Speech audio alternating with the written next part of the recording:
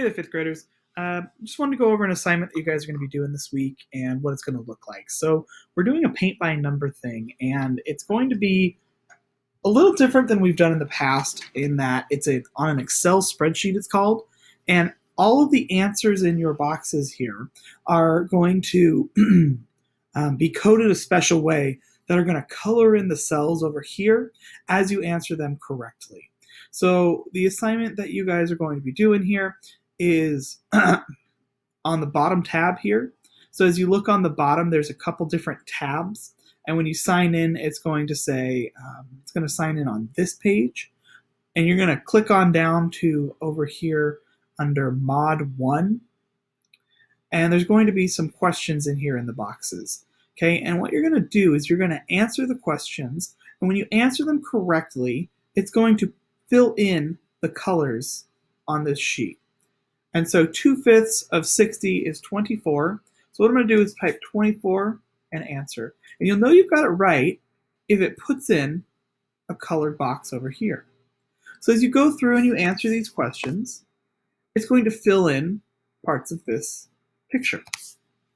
Okay, now some of them have yellow highlights, highlighted box, and what's nice is when you answer this correctly,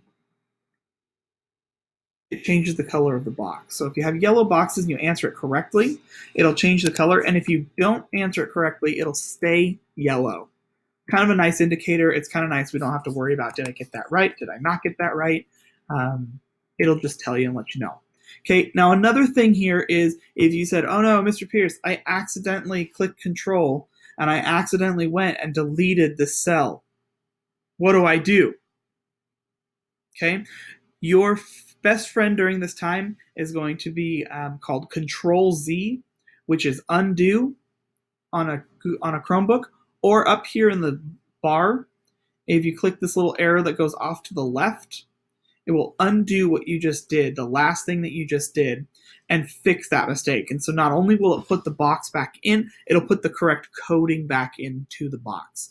So when you, if you make a mistake and you delete a cell on accident somehow, you can go up here and click undo, and it'll put it back in the right area, the white spot. It'll be coded correctly. You won't have to worry about it.